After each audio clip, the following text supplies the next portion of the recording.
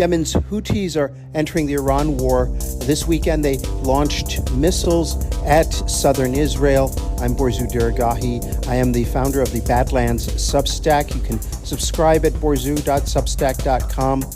This weekend, there was a new participant in the war between Iran and Israel and the U.S. It was the Houthis, the Yemeni militia that controls much of northern Yemen. I spoke recently with NewsX about what this means for the war and for the global economy. We're now joined by Borzu Diragahi, who is an Iranian-American journalist and the founder of Badlands newsletter, joining us now from Istanbul in Turkey. Thank you very much for joining us today, Borzu.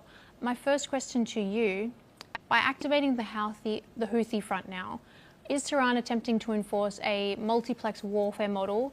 Specifically, does the Houthi decision to target sensitive military sites in the Negev signal that Iran is trying to overwhelm Israel's multi-layered missile defense system by creating a 2,000-kilometer southern corridor of threat that forces the IDF to redeploy assets away from the northern and eastern fronts? Well, I think that the Houthis are kind of their own actor. I don't think it's probably the case that Iran decided to simply activate the Houthis. The Houthis are a force unto their own, and they do whatever they want in many respects. But I do think there is some coordination here, and there is an attempt by Iran to use its allies and ask its allies to intervene on its behalf.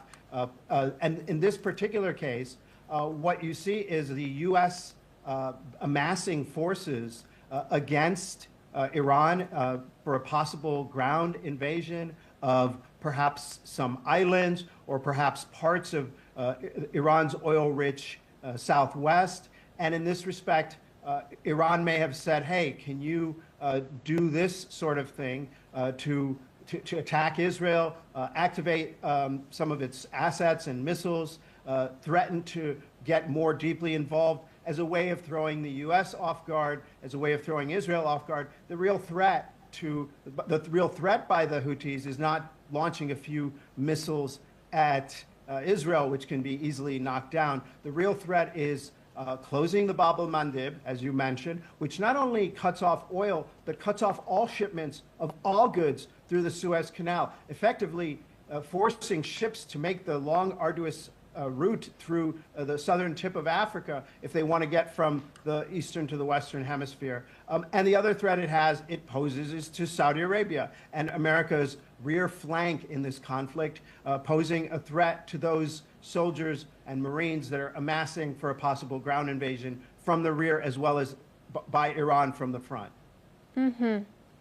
And so, Borzu, what does Houthi involvement in the war signify? Is it that Iran is losing because of which they have activated the Yemen card, or is it a calculated move to draw the US into a Vietnam-style quagmire in the Red Sea? I'm not sure if it's possible to say.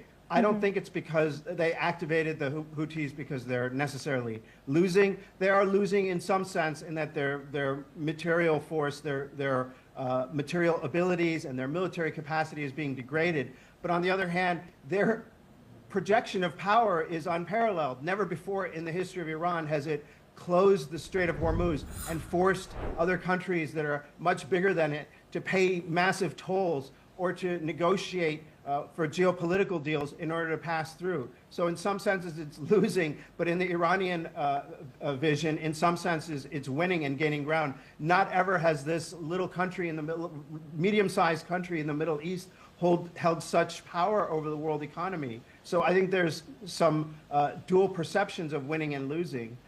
But in terms of why now, yeah, I think it was inevitable at this point. And I've been saying it even on your channel that at some point that the Houthis would be activated.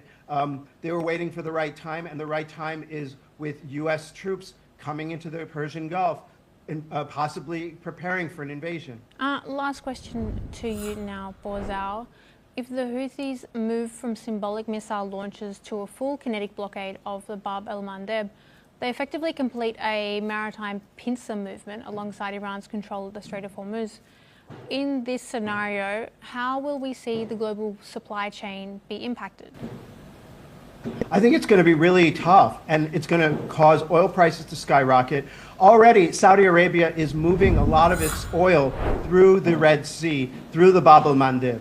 So that has been able to alleviate some of the pressure on global markets. The problem is that the supply chains that you mentioned worldwide have become so tight. Countries are not having big, huge strategic reserves of everything. Maybe they have like oil, but not necessarily fertilizer and other minerals, other important stuff that comes out of not just the Persian Gulf, but through the Suez Canal. And closing the Bab el-Mandeb will we're already probably headed for a global recession. The question is how long and how deep, and this will only deepen that. Because we're already headed to some kind of economic aftershocks globally because of what is happening in the Middle East. Thank you for tuning in to the Badlands podcast. I'm Borzu Daragahi. Please subscribe at borzu.substack.com. That's BORZOU.